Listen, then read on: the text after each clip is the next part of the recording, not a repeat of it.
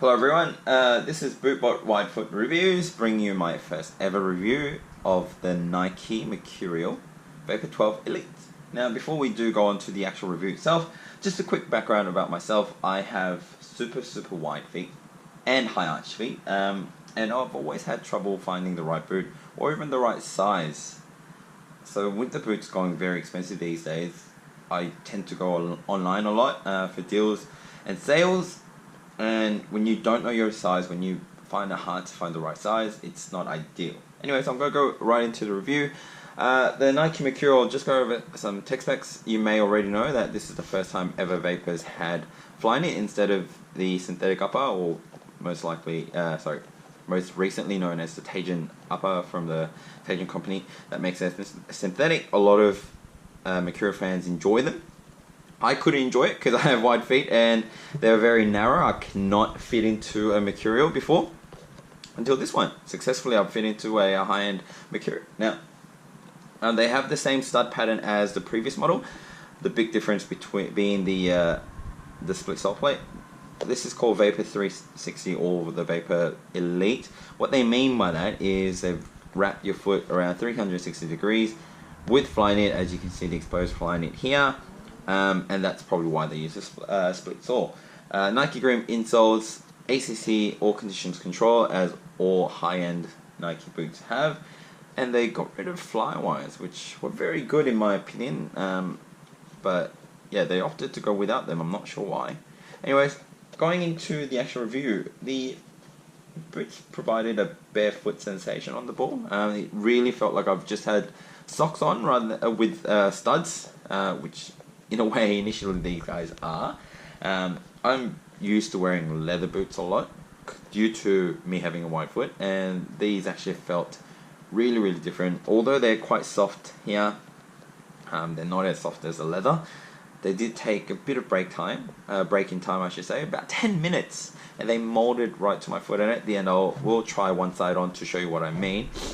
But what was quite unique about this was that if a leather boot had finished the break-in time period, it was stretch and stay molded, whereas these, if you can, I don't have another pair to compare, but these stay narrow, and every time I put them on, it does take another 5-10 minutes to mold. Not to say that that's bad. Once it's molded, it's great. It is just that in that period, maybe it might be a warm-up period, just go for a light jog, do your dynamic stretches, and once you're done, it will have stretched and molded. Now, one thing I would like to say that these are a full Flyknit boot. Now, just a quick warning, boot care is really important, not just with these, but with all the boots that you have.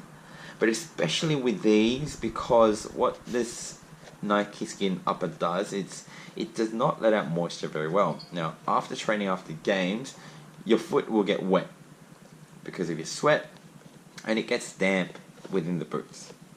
Now, if you just, once you've finished, and if you just grab them and chuck them in your bag and leave them there, what's going to happen is this. Now, these are my Hypervenom 3s. I've done exactly that. It was after a training, not even intense training, it was just a training by myself, trying out these boots because they're quite new at the time. They still are. I've only worn them about 3-4 times. And if you see, this Nike Skin is coming off.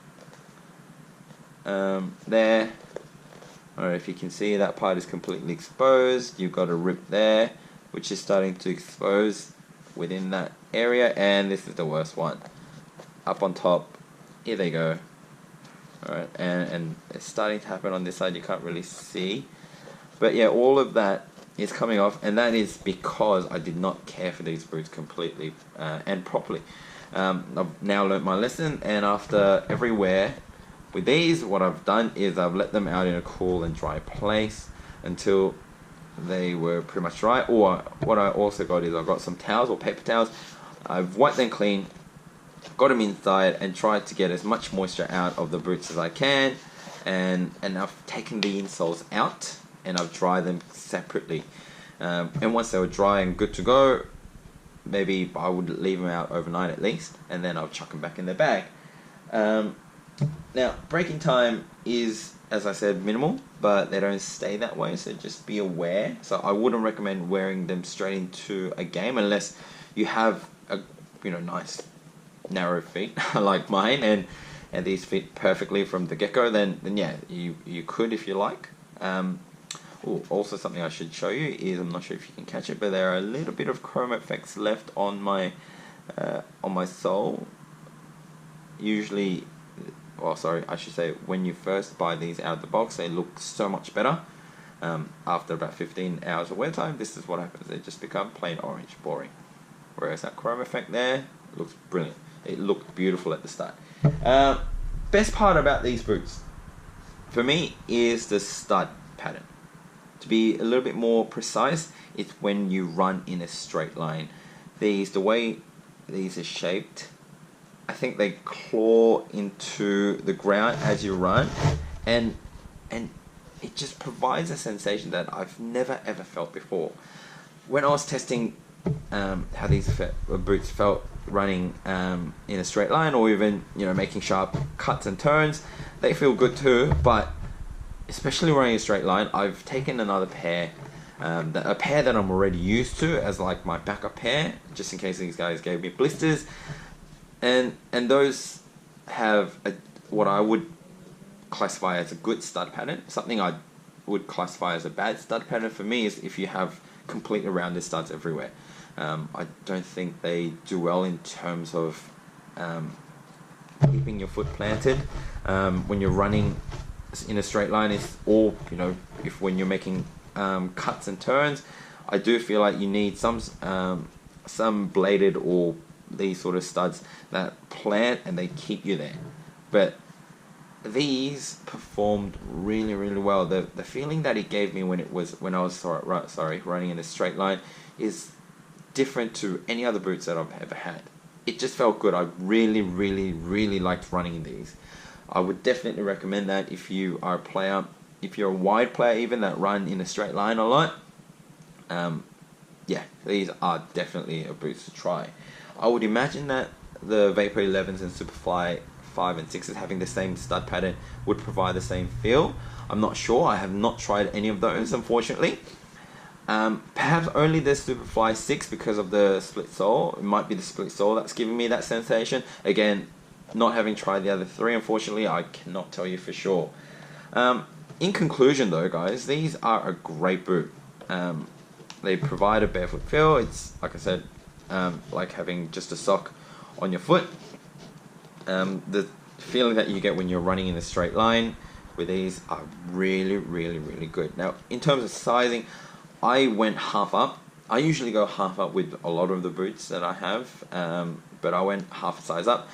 I know a lot of people just go true to size, which you can, and I will show you why I go half up in most of the boots when I try these on, because I would like to leave some space at the front of my foot. I don't like my big toe hitting right the end of the boot, but that's just my personal preference. You may like that, and if you're a really, really super wide-footed player that likes to have their toe touching the end of the boot, maybe don't go for these. But I'll show you with me, with the one foot that I have, they are perfectly fine, and I'll try them on my foot. See how wide my feet are. Anyways, I would just chuck them on. Here we go. And tie the laces.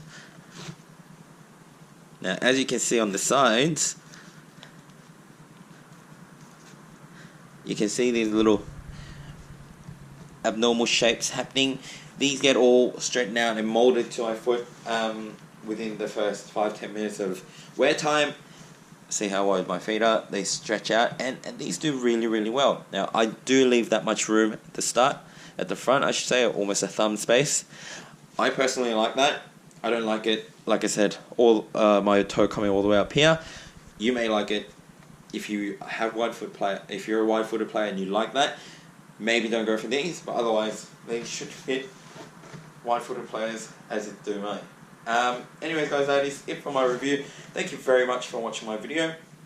If you've enjoyed it, or if you're a wide-footed player that would like to see more wide-footed reviews, I guess, Give my video a thumbs up, subscribe to my channel, and I will bring you more reviews for wide-footed players. Anyways, thanks very much, guys.